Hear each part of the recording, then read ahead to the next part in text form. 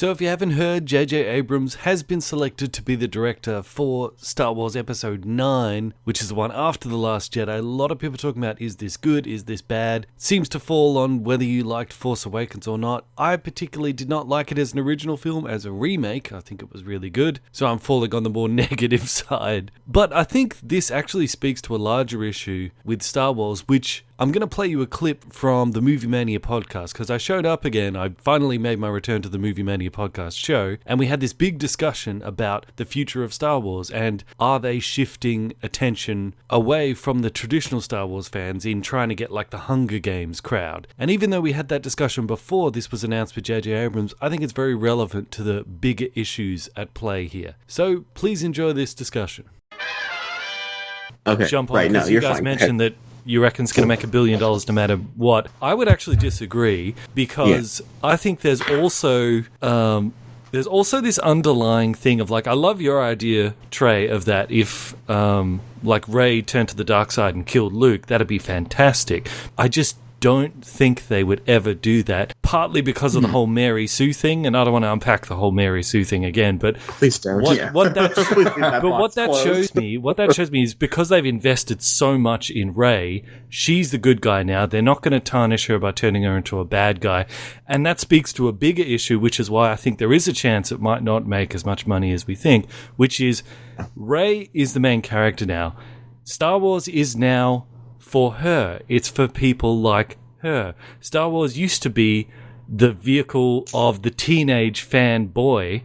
Now they're trying to make it the vehicle for the teenage fan girl, and there's just not enough of them to pull in this $1 billion mark. Star Wars is so successful because of the nerdy boys who see it over and over and over and over and over and over. Here's what there's I will very few tell nerdy you. girls who do that. So I think If like there's a franchise called Hunger Games Twilight that will disagree with that sentiment that fangirls. They're not Star Wars fans. They're not Star Wars fans. It's a different type of fan. But you did say that a fangirl base cannot make a film.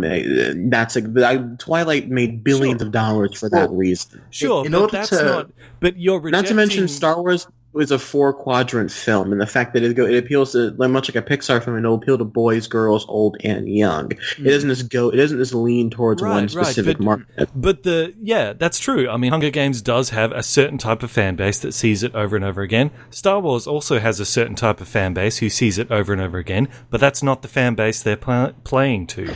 And I personally also kind of get this feeling when I watch these movies. I'm like, well, this isn't really for me anymore.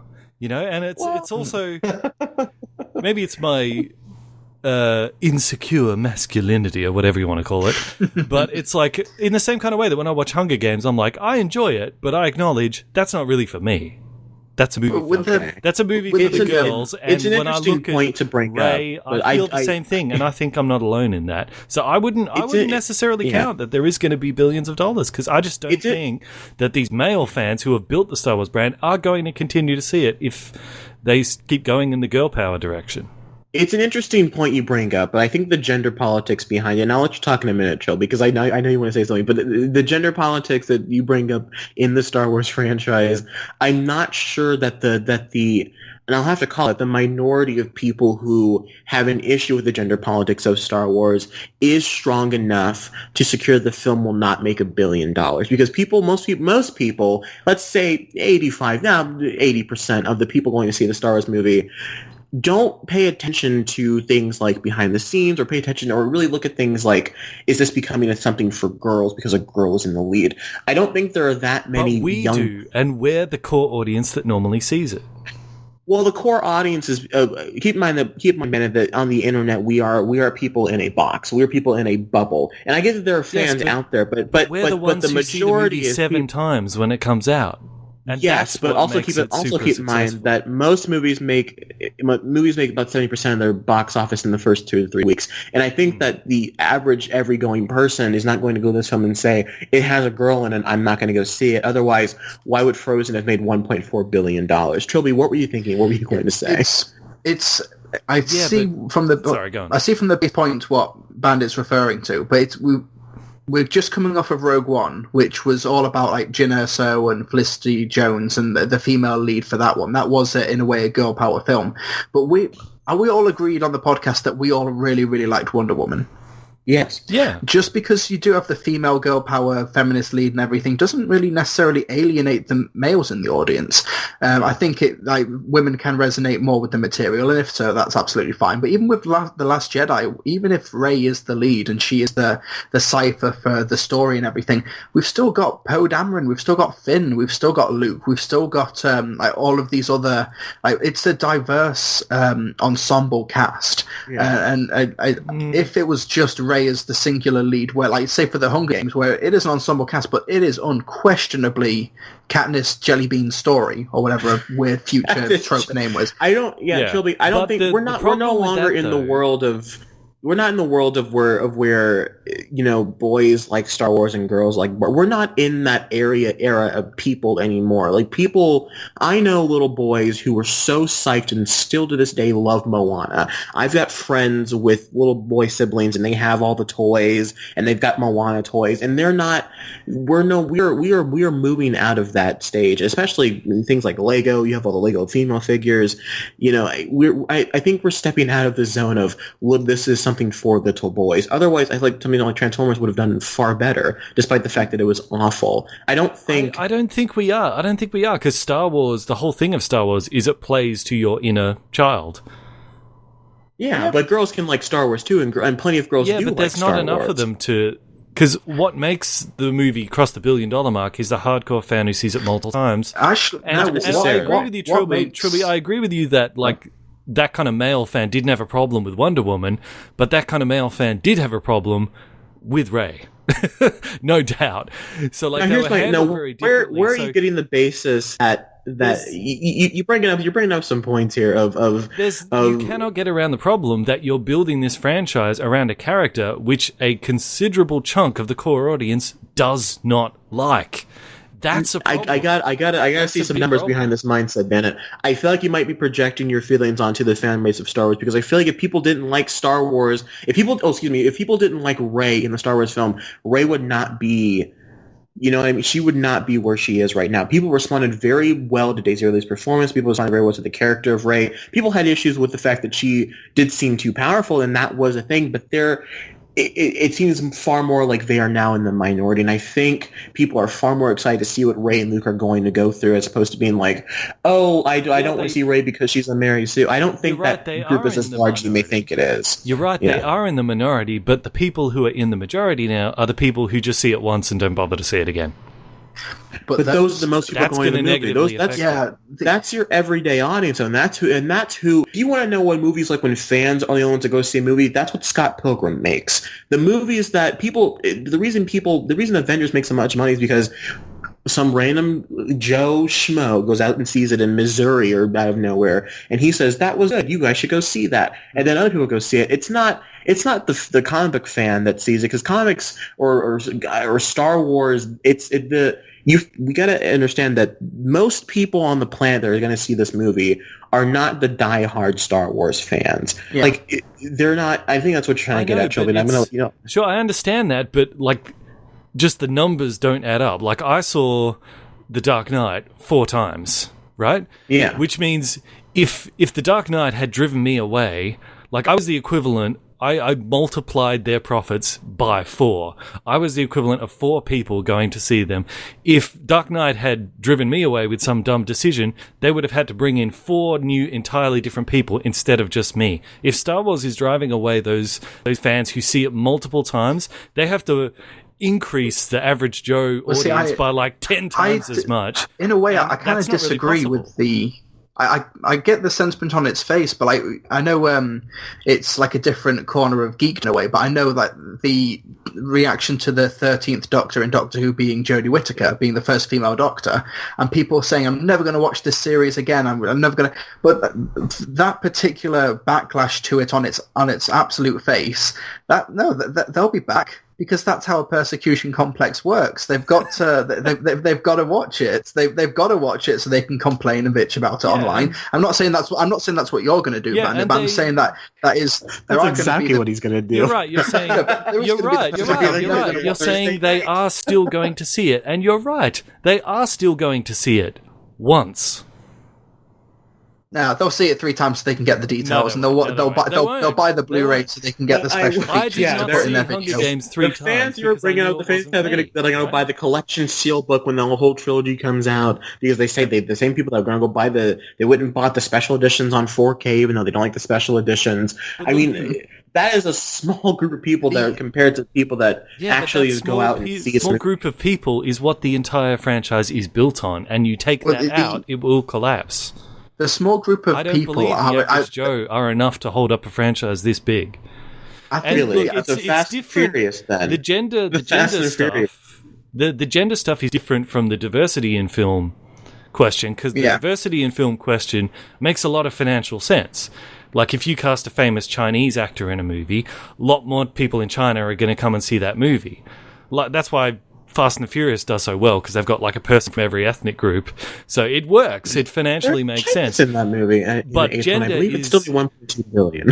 But gender is like pretty much a binary choice, And if you've got a whole franchise that is built mostly around the nerdy guys, and you kick them out the door, that's really a risky move to make. I just don't. Well, you're making a very large claim when you say that you're not only is. I mean, you can argue the franchise is built around nerdy boys. You can argue that, but you argue that they are being pushed. But you argue that they are being pushed out is a very big claim to make, because I feel like if fans were being pushed out, and if they did have an issue with. If they did have an issue, then I think The Last Jedi would not be getting the anticipation that it's getting. Because there are a lot of people that are very much looking forward to this film. Is there that much anticipation? Hold on, Bandit Chubby wants to speak. Well, we do say and kind of joke around that the nerd blogosphere who talk about movies and absorb all the info are like the 1% of film goers, and while that gap is getting smaller and smaller, as in that the geek culture is sort of becoming normal culture, is becoming mainstream, so that is correct. But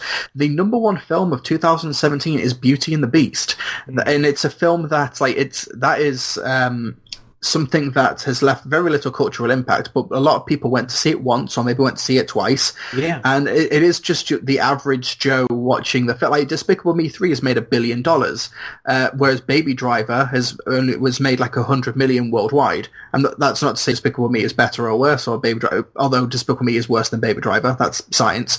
But the geek culture, or the people who feel like they might be driven away from Star Wars, they do make up a big chunk of the audience, but the films make $1 billion by getting that one person who maybe watches one film a year to watch their film.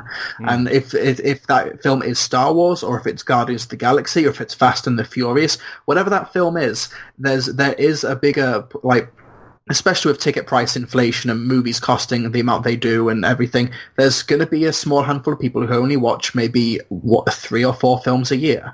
And Star Wars being the biggest thing on the planet means it's likely going to be The Last Jedi is probably going to be one of those films. I disagree with you, because it's a fundamental law of business. It is 10 times more difficult to attract a new customer than to keep an existing customer.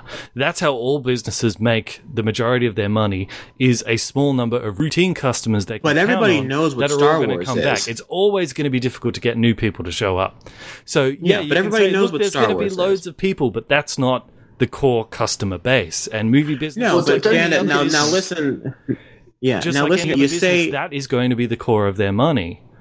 Well, One hardcore think of fan the is original. worth 10 average Joes. But think of the original Star Wars. so long. It's amazing. But think of the original Star Wars trilogy, though. You've got the Trinity. You've got Luke, Leia, and Han. Okay? There's only one woman in that trio. In the new trio, you've got Rey, Finn, and Poe. The actual gender dynamic has not changed, except that the lead is now Rey. Yeah. The actual optics haven't really changed. So I don't really see and that Finn is why now the devil in distress. Yeah, but Finn's a beautiful Han man. was a damsel in distress and returned the Jedi. I don't understand your point. Oh, yeah, that's true, yeah.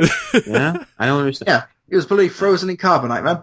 That's true. Yeah, it is. Yeah, so the actual dynamic has not changed, just that it's been like there's no harm in having this new person be the lead, and she just happens to be a woman, and yeah, she's maybe a bit too perfect, and she's a Mary Sue. That discussion, I think, has kind of been beaten like a dead horse. Yeah, but who knows what the characterization goes? But we kind of have the wrong view of history when we look back at how big Star Wars has become. When we say, "Oh, it's because of the average Joes."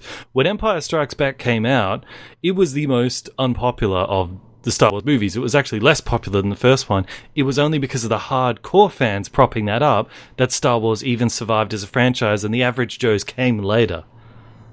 I'm going to disagree with you on that because I have teachers who talk to me about Star Wars and how they went to go see it back in the 70s and 80s, and it's just because it was a thing to do, and that's just because it was a thing to do back then. And how many times did they see it? I don't know. Probably once, one but time. Everyone goes to movies and once. No one's if they were not.